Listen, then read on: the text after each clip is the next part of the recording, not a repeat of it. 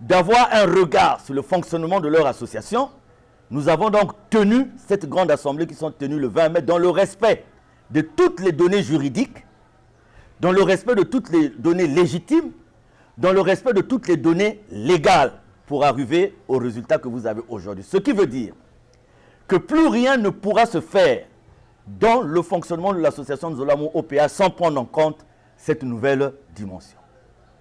Deuxièmement, cela veut dire aussi que toutes les dispositions vont être prises pour que les uns et les autres cessent d'utiliser le nom de l'association Nzolamu OPH en dehors du cadre légal du 884-83. Cela veut dire enfin que nous allons faire, quel que soit ce que cela peut coûter, nous allons faire le tour de toutes les administrations, le tour de tous les pays. Parce que je vous donne un exemple simple. Aujourd'hui au Gabon, vous avez un récépissé dont le signataire est un membre de l'association Nzolamu du Gabon.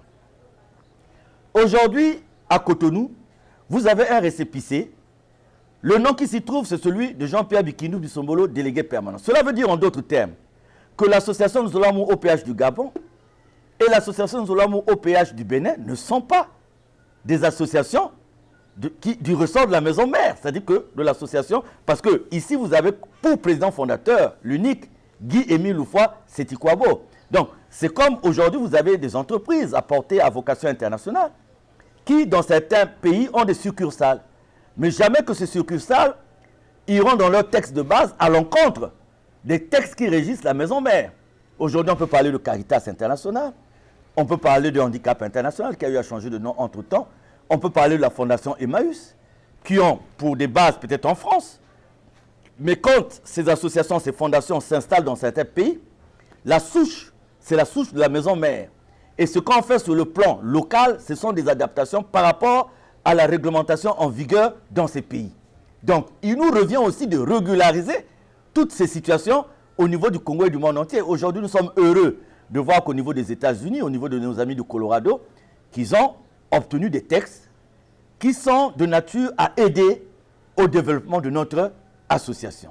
Aujourd'hui, nous avons en France nos frères et sœurs qui sont aussi dans un processus judiciaire qui aboutira à la tenue d'une assemblée générale pour régulariser un certain nombre de situations. Bref, nous rentrons dans une étape où notre association doit s'adapter à la mondialisation, notre association doit s'adapter à la modernisation et notre association doit désormais connaître le développement voulu par Guy-Émile Loufoua Sétikwabo à travers le but de l'association. Cela impliquait de notre part que nous cessions de fonctionner d'une façon disparate et d'une façon désordonnée pour être dans un cadre légal et légitime propre, c'est ce que nous venons de faire. Alors, dans les jours à venir, nous allons nous asseoir avec toutes les compétences, nous allons ouvrir les textes fondamentaux, règlements, statuts, pour, dans le cadre de la réponse à la directive de Papa Guy-Émile Loufoua Sétikwabo, voir comment faire redémarrer notre association dans le respect strict de ce qui est dit dans ces textes. Alors, personne ne viendra nous demander un support quelconque par rapport à ce que nous avons fait le 20 mai, parce que, d'un point de vue, si nous nous sommes exprimés, si nous avons dit « cela vient du grand maître », eh bien, vous avez une série de supports qui sont là. Vous avez le message de Papa sur le but de l'association qui nous confie la mission de développement de l'association. Ça, personne ne peut le contredire. Donc, la preuve en est que même pendant que Papa Émile nous envoyait encore les cassettes, eh bien, personne n'a eu le temps de contredire cette directive de Papa. Cette directive existe depuis 2006, où il avait même demandé aux uns et aux autres de venir faire école à Pointe-Noire. Tenez, aujourd'hui, par exemple, dans notre République, nous avons le président de la République qui est le garant de toutes les institutions. Nous avons le Premier ministre. Mais imaginez que le président de la République dise un jour à tous ses ministres, au Premier ministre, écoutez, levez-vous, allez faire école à Pointe-Noire. Sachant qu'à Pointe-Noire, nous avons un préfet. Mais le président de la République demande à ses ministres et à son Premier ministre, je veux que vous alliez faire école à Pointe-Noire. Comment cela pourra-t-il être interprété? Mais c'est ce qui est advenu à notre association, quand le président fondateur demande à tous les responsables en 2006 d'aller faire école à Pointe-Noire. Pourquoi il leur demandait de venir faire école à Pointe-Noire? C'est simplement parce qu'il avait donné des instructions à Pointe-Noire. C'est pas simplement parce qu'il avait donné cette mission de développement à Pointe-Noire et les supports y sont. À moins que nous puissions mettre des casques sur nos oreilles pour refuser d'écouter ce que dit le maître, mais tout était là. Donc, ce qui s'est passé le 20 mai, c'est simplement une régularisation que nous pouvons défendre sur tous les plans. Que nous pouvons donc défendre sur un plan légitime, que nous pouvons donc défendre sur un plan légal, que nous pouvons défendre même sur un plan fonctionnel. Voyez-vous, aujourd'hui, nous n'avons pas, et nous le savons, personne ne pourra venir nous démontrer un avis contraire exprimé par plus de 25 000 personnes. Le fameux Conseil national et international de l'Oudima, nous avons les états d'émargement. Ces états d'émargement se sont arrêtés à 400 et quelques personnes.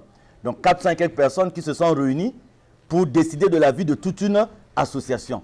Mais là, je vous dis que nous avons des signatures de plus de 4000 personnes, des procurations de plus de 482 personnes et la présence active et positive de plus de 25 000 personnes. Ça, ce sont ceux-là qui ont pris les bouchons devant auxiliaire de justice pour prouver leur participation, leur présence et leur adhésion à ce qui se faisait. Dans l'histoire de notre association, sauf magouille, sauf corruption, sauf trafic d'influence, parce que nous avons appuyé ce qui s'est passé le 20 mai par des images. Donc, nous avons produit des images. Comme ça, si on arrive à douter du comptage fait devant auxiliaire de justice, si on arrive à douter des signatures, eh bien, nous avons dans ce dossier joint des images pour prouver dans un cadre visuel ce qui s'est passé. Donc, vous voyez, nous allons donc à partir, inutile de vous dire aujourd'hui ce que nous allons faire, ce que nous allons mener comme procédure, mais écoutez, s'il y a des procédures à gauche et à droite, toutes ces procédures seront revues parce qu'il y a une nouvelle donne. Et cette donne, elle est dynamique parce qu'elle est basée sur la volonté des milliers et des milliers de frères et sœurs. Et donc, à compter de la semaine prochaine, c'est ce travail que nous allons faire, ce travail de restauration de la dignité de notre association, ce travail de restauration de la dignité de son président fondateur, Guy-Émile Houphouët-Sétikwabo, qui demeure le seul président fondateur de notre association, qui demeure le seul garant du fonctionnement de notre association, raison pour laquelle nous ne ferons jamais rien qui n'a été décidé par lui. Décider comment? Nous avons les supports. Sur le plan du développement, il nous a dit ce qu'il faut faire. Sur le plan du fonctionnement, il nous a dit ce qu'il faut faire. Et nous resterons dans ce cadre strict. Déjà sur un plan financier, nous allons exiger à tous ceux-là qui ont géré les finances de notre association, de 2008 à maintenant, nous allons leur demander de nous produire les comptes financiers et de nous dire la vérité sur ce qui s'est passé dans les finances de notre association. Nous allons exiger de ces gens-là qu'ils nous produisent, puisque d'un point de vue sur un règlement à l'amiable, personne n'a été en mesure de venir, donc de saisir notre main tendue, eh bien, nous allons leur demander aussi de nous produire tous les supports qui les ont conduits à déstabiliser notre association jusqu'à ce jour. Et nous allons à l'administration centrale demander aussi à l'administration centrale d'instruire les administrations subordonnées sur le respect de la réhabilitation de notre légitimité, sur le respect de la réhabilitation de notre légalité. Aujourd'hui, nous avons pu obtenir par voie de huissier de justice l'autorisation donnée à nos amis à Louvakou. Nous avons fait le constat à Louvakou par huissier de justice qui se sont bien retrouvés, qui se sont bien produits. Et nous repartons donc vers l'administration centrale pour dire que malgré le fait que vous avez dit que le 884 demeurait le seul récépissé en vigueur, quand on parle de mention, demeure le seul en vigueur, cela veut dire que s'il y avait d'autres dispositions antérieures, ces dispositions n'existent plus. Le français, il est simple. Même ceux qui n'ont pas été à l'école peuvent le comprendre. Quand on vous dit cette tenue est maintenant votre nouvelle tenue et demeure la seule tenue en vigueur, cela veut dire quoi? Que si quelqu'un vient porter une autre tenue, eh bien, cette personne est en faute. Si on vous dit aujourd'hui, ce bus-là de telle école demeure le seul bus en vigueur, ça veut dire que s'il y a un véhicule qui a amené les enfants hier, ce véhicule ne peut plus venir prendre les enfants. C'est un français qui est simple, facile à comprendre, sauf pour ceux qui ont un cerveau qui est hermétique à certaines langues, selon qu'ils puissent être dans tel état d'âme ou dans tel autre état d'âme. C'est un français qui est facile à comprendre. Et vous voyez dans les administrations, la même phrase, chacun la comprend. Donc, nous repartirons sur ces données-là au niveau de l'administration centrale pour demander réparation parce que vous savez, en ce qui concerne par exemple la descente de Dolisie, nous avons eu beaucoup de dépenses. Eh bien, nous sommes une association régie par la loi de 1901. Nous sommes donc en train d'utiliser toutes les voies de recours, mais la base de ces voies de recours était donc ce mandat que nous avons là. Et ce mandat sera notifié aux uns et aux autres. Et à partir de là, nous allons commencer cette mission de représentation. Nous commençons déjà l'élément que nous vous faisons parvenir est issu de ça. Pour terminer, mes frères et sœurs, vous connaissez ma personne et vous savez très bien que je ne suis à l'association Nzolamo OPH ni pour le pouvoir, ni pour l'argent, ni pour les honneurs, encore moins pour être aimé des femmes et tout. Dans ma petite vie, Dieu a fait de moi ce que je suis. Et je crois que la plupart de mes acquisitions, je peux les prouver. Je peux vous prouver la maison ici où vous êtes en train de faire votre interview. Je peux vous prouver comment j'ai eu à la construire. Et la plupart de mes biens, je peux vous prouver comment j'ai fait pour les avoir. Et vous ne trouverez aucun lien avec l'association Nzolamo OPH. En ce qui concerne le pouvoir, eh bien, mes bien-aimés, s'il y a un domaine où je pouvais évoluer, c'est peut-être la politique. Mais je n'ai jamais aimé la politique et j'ai juré, bien que jurer n'est pas un verbe qui nous revient à nous les humains, de ne jamais m'impliquer dans le monde politique. Je vous dis simplement que ma conviction dans l'association Nzolamo OPH, je l'ai mentionné dans un livre, Les convictions de ma certitude, que j'ai édité à Cotonou et que vous avez. Et dans ce livre, j'ai donné les raisons pour lesquelles j'étais conduit à tenir ce combat jusqu'au bout, parce que si je vis, c'est grâce à Guy-Émile Houphouët-Sékou-Kouabo et je crois en Guy-Émile Houphouët-Sékou-Kouabo, je crois en sa divinité, raison pour laquelle dans le bénévolat le plus absolu, bien que j'ai l'autorisation de Papa Guy-Émile Houphouët-Sékou-Kouabo de pouvoir agir dans tel sens ou tel sens, mais j'agis pour l'heure dans le bénévolat le plus absolu parce que j'estime que tant que notre association n'aura pas réuni les conditions susceptibles de faire que les gens puissent avoir, les responsables puissent avoir des rémunérations, eh bien nous allons travailler dans ce sens du bénévolat.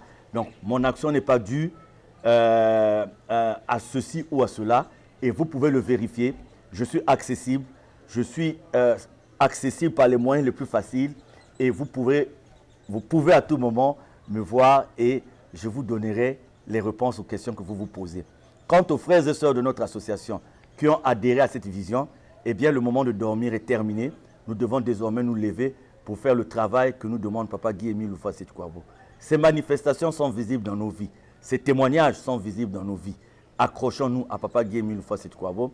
En tout cas, c'est le seul conseil que je peux vous donner. Et je vous dis que tant que nous serons avec lui, l'avenir est meilleur. Je vous remercie. Que Dieu vous bénisse.